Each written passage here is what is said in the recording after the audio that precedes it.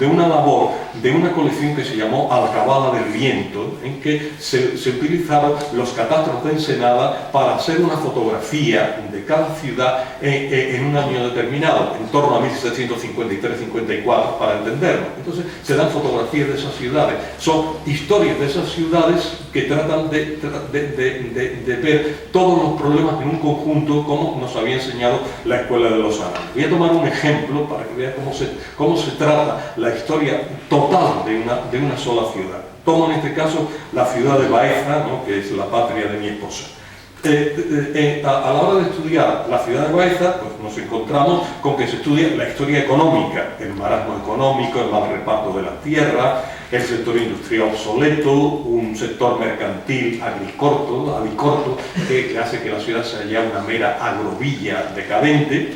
Pero se estudia también la historia social, las oligarquías urbanas, los nobles, los eclesiásticos, el frente a la masa de los desheredados, que también están presentes. Luego se pasa a la vida política, que naturalmente en este caso es esencialmente la vida municipal, un municipio dominado por las élites locales, que se han denominado los patriciados urbanos. Pero luego también se pasa al nivel cultural, se ve que es una Baeza que, aunque crea una sociedad económica de amigos del país, esta sociedad económica de amigos del país va a tener en un momento dado la presencia nada más ni nada menos que de Pablo de Olavide. A pesar de eso, pues sigue siendo una ciudad culturalmente atrasada, una ciudad donde no existe ninguna política de policía, como se llamaba en el momento, y que no tiene nada que ver con lo que hoy lo entendemos como orden público, sino como avecentamiento, embellecimiento de las ciudades. Una ciudad que está lejos de tener una vida de comunicación cultural activa, en que la universidad incluso está en decadencia, la universidad fundada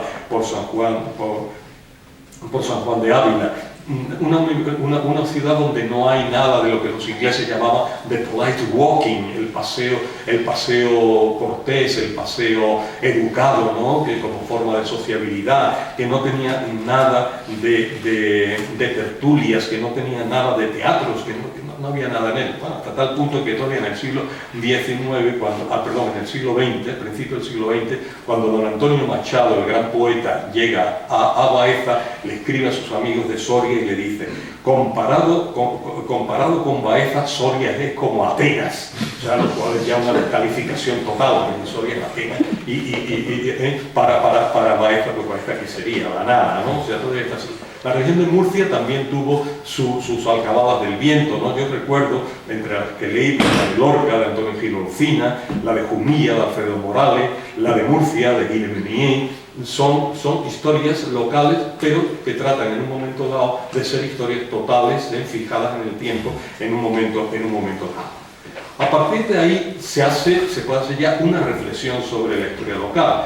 Yo creo que el vicerrector ha leído muchas cosas que son las mismas que he leído yo, porque ha citado autores, ha citado nombres, ha citado ideas que son las mismas que yo he manejado y que yo pensaba manejar. Antonio Miguel Bernal, en un artículo de ya hace algún tiempo, decía que debía distinguirse entre historia local e investigación local. La historia local, decía él, hace que la comunidad sea un objeto histórico de sí mismo. Investigación local es la que actúa como un elemento probatorio de un tema general de investigación.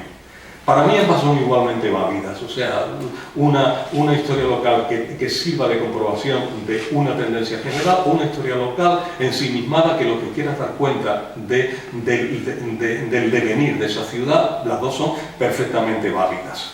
En eso, luego, tenemos la presencia de Julio Aróstegui, ¿no?, el malogrado y buen amigo Julio Aróstegui, ¿no?, que decía, bueno, que gracias a ser un observatorio liliputiense, la historia local permitía abarcar la totalidad de las dimensiones históricas, y se preguntaba si a lo mejor la historia local no es la única posibilidad existente de hacer una historia total, porque a otros niveles desbordaría a cualquier investigador la historia local como única historia total.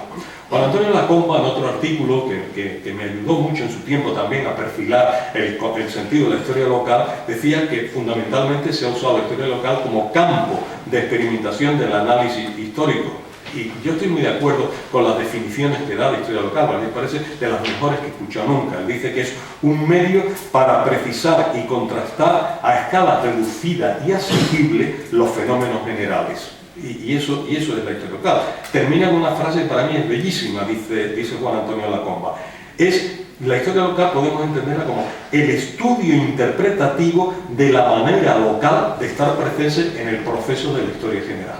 La manera local de estar presente en el proceso de la historia general. Yo creo que es difícil decir algo más bello que eso, pero en cualquier caso, además de las ventajas del escenario pequeño y de la posibilidad de historia local que ofrece la historia local, yo iría un poquito más lejos. Yo pienso que la historia local no necesita ni siquiera de estas justificaciones. ¿Por qué? Porque, para decirlo de algún modo, cada lugar tiene su corazoncito.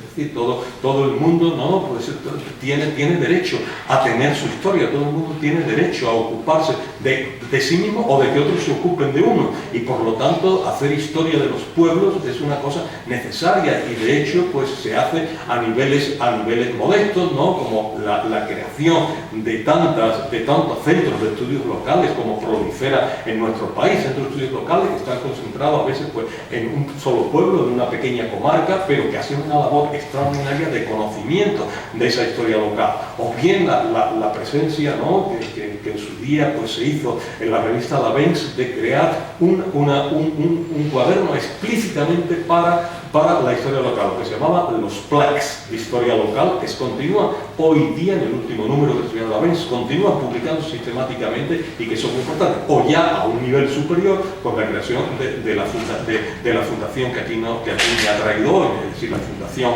del Centro de Estudios Históricos y de Investigaciones Locales. Eso son palabras mayores, un centro ya de mayor perspectiva, con logros a sus espaldas, con 20 años de trabajo, y eso yo ya creo que en eso ya no tenemos que insistir. La historia local tiene una validez que es reconocida por todos. Y hoy día, pues, mi buen amigo el profesor Francisco Chacón decía que lo único que se le pide a la historia local es que no sea localista, sino que la historia local tenga pues una ambición que vaya más allá de nada más que decir las peculiaridades de cada sitio, las galas con que cada sitio pueda adornarse. Hay que tener una perspectiva más amplia. Con esos son los requisitos, ya la historia local se valida por sí misma. Tras la historia local llegó el auge de las historias regionales, al mismo tiempo. ¿Por qué? Pues porque en conexión con la historia marxista se sintió mucho la necesidad de analizar la dinámica de las estructuras, como decía el maestro Pierre Vilar, y entonces se necesitaba como un observatorio más amplio que el nivel local. Ese observatorio más amplio tenía que ser la región y no solo el ámbito estrictamente local. Fue el gran momento de las grandes tesis regionales francesas, ¿no? Pierre Boubert con su Beauvais-Bercy, de 1600 a 1730, o Manuel Leroy-Ladurie con su obra Les Paysans de Languedoc. Son ya grandes tesis regionales que también se dieron en España.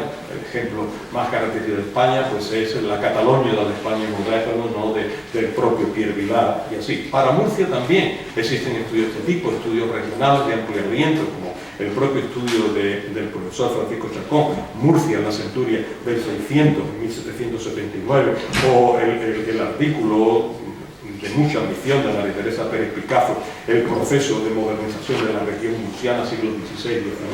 Es decir, hay muchos ejemplos de estas grandes construcciones de la historia regional.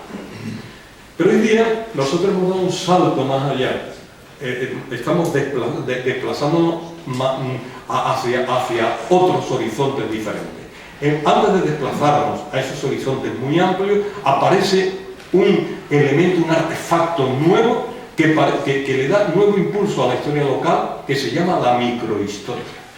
La microhistoria se mete en el mundo de la historia local, pero no es exactamente lo mismo. ¿En qué sentido?